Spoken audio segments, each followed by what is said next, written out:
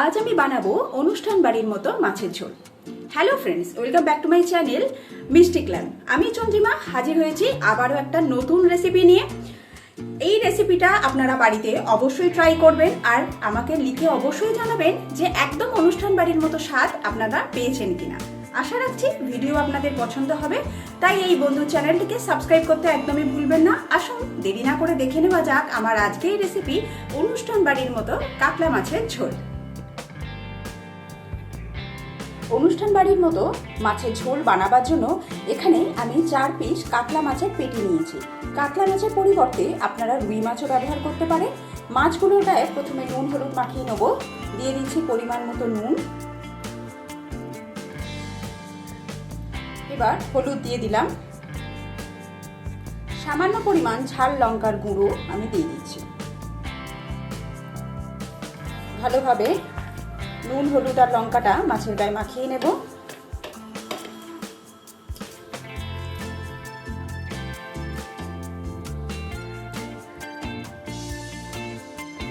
মাছের গায়ে মশলা মাখানো হয়ে গেলে মাছটাকে সাইডে সরিয়ে রাখছি। এবার যে মশলাগুলো লাগবে সেগুলো আমরা একে একে রেডি করে নেব। পেঁয়াজটাকে এই রেসিপিতে আমি দুভাবে ব্যবহার করব। এখানে একটা বড় সাইজের পেঁয়াজের অর্ধেকটা আমি বেটে নিয়েছি আর বাকি অর্ধেকটা হামানদিস্তায় আমি এইভাবে থেতো করে নিয়েছি। এবার একটা মশলার পেস্ট বানিয়ে নেব। এখানে আমি 1 টেবিল স্পুন পোস্তকে 15 মিনিট জলে ভিজিয়ে রেখেছিলাম। পোস্তটাকে আমি মিক্সিং জারের মধ্যে দিয়ে দিচ্ছি।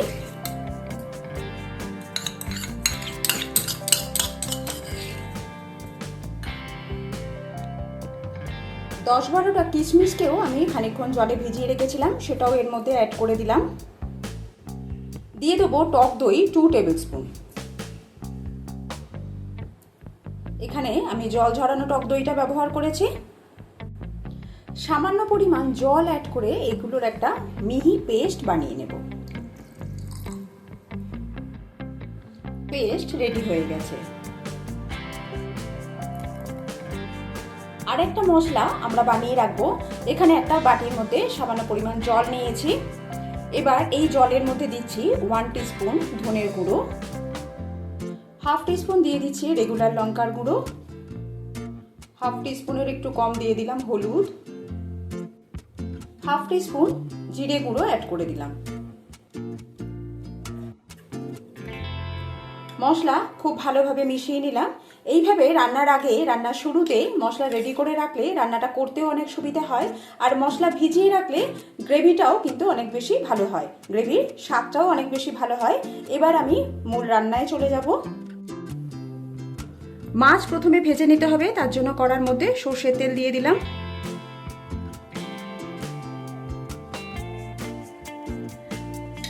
তেল খুব ভালোভাবে গরম করে নিতে হবে।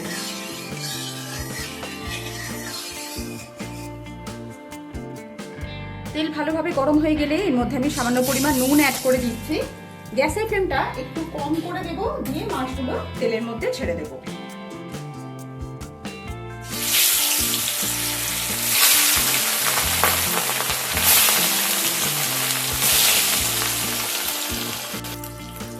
মাছগুলোকে উল্টে পাল্টে একটু কড়া করে ভেজে নেব।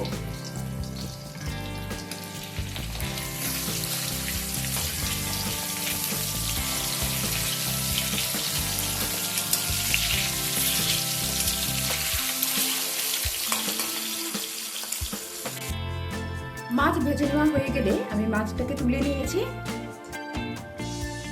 এই তেলের মধ্যে কিছু গোটা মশলা আমি অ্যাড করে দেবো। দিচ্ছি 2টো ছোট এলাচ, একটা দারচিনি স্টিক, একটা গোটা শুকনো লঙ্কা আর একটা তেজপাতা।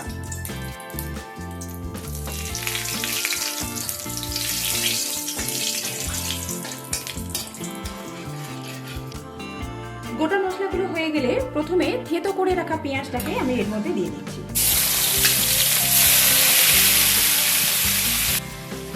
সামান্য একটু সময় নিয়ে পেঁয়াজটাকে একটু নাড়াচাড়া করে নেব।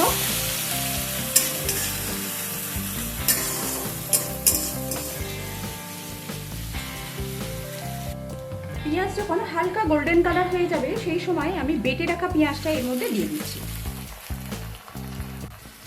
ভালোভাবে পেঁয়াজটাকে ভেজে নেব। যাতে পেঁয়াজের কাঁচা গন্ধটা চলে যায়। আর মানে পেঁয়াজ ভাজতে ভাজতে যে তেলও বেরিয়ে আসবে যখন, তখন বুঝতে পারবেন যে পেঁয়াজ খুব সুন্দরভাবে ভেজে নেওয়া হয়ে গেছে।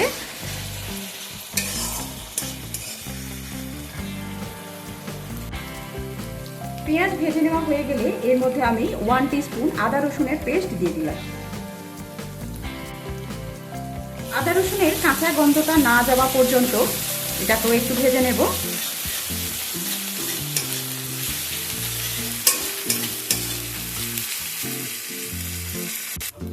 আদা রসুনটা ভেজে নেওয়া হয়ে গেলে গুলে রাখা মশলাটা আমি এর মধ্যে দিয়ে দেবো। এখানে আরেকটা মশলা আমি পরে অ্যাড করেছি, যেটা ক্যামেরার সামনে দেখানো হয়নি। এখানে আমি 1 teaspoon Kashmiri red chilli powder add করে দিয়েছি কালারের জন্য। মশলাটা আমি এর মধ্যে দিয়ে দিলাম। বাটির গায়ে লেগে থাকা মশলা ধুয়ে সামান্য পরিমাণ জল দিয়ে দিচ্ছি। এবার এই মশলাটাকেও সুন্দরভাবে কষিয়ে নিতে হবে।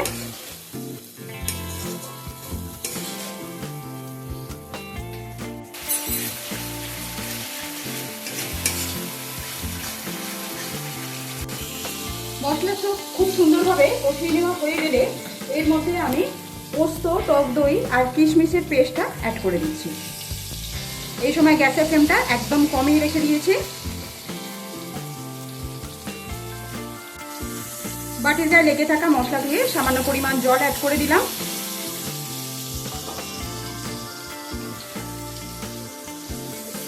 এবার খুব সুন্দরভাবে আবারও একবার কষিয়ে নেব। এই সময় আমি এতে পরিমাণ মতো নুনটাকে অ্যাড করে দিচ্ছি।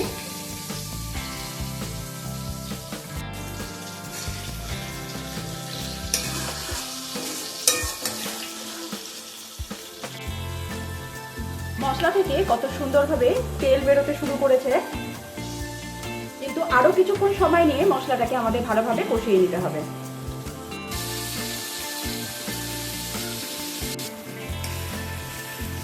মশলা খুব সুন্দরভাবে কষিয়ে নেওয়া হয়ে গেছে। এবার এর মধ্যে জল দিয়ে দেবো।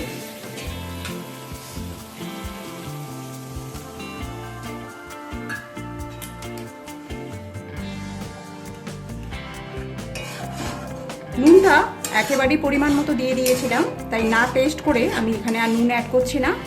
ভালোভাবে জলটা দেওয়ার পর একসাথে সমস্ত কিছু মিশিয়ে নিলাম। এবার গ্যাসের ফ্লেমটা মিডিয়াম টু হাইতে দিয়ে ভালোভাবে গ্রেভিটাকে একটু ফুটতে দেবো। গ্রেভি যখন এরকম ঠিক টকবক করে ফুটতে শুরু করবে, তখন এর মধ্যে আমি ভেজে রাখা মাছগুলোকে দিয়ে দেব। মাছগুলো দেবার পর প্রায় 4 থেকে 5 মিনিট সময় নিয়ে ভালোভাবে এইভাবে ফুটিয়ে নেব।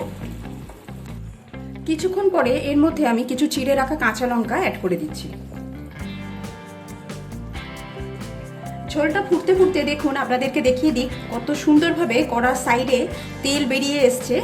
এবার 4 মিনিট টোটাল সময় নিয়ে মাছগুলোকে আমি ফুটিয়ে নিয়েছি। এবার মাছগুলোকে শুধু আমি তুলে নিচ্ছি একটা পাত্রের উপর।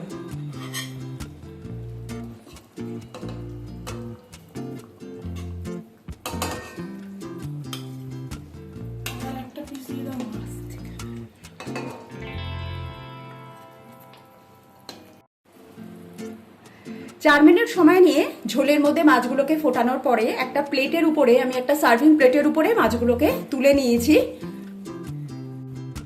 এবার আমি গরম মশলা এই মাছের উপরে এরকম ভাবে ছড়িয়ে দিচ্ছি। অনুষ্ঠান বাড়িতে ঠিক এইভাবেই পরিবেশন করা হয়।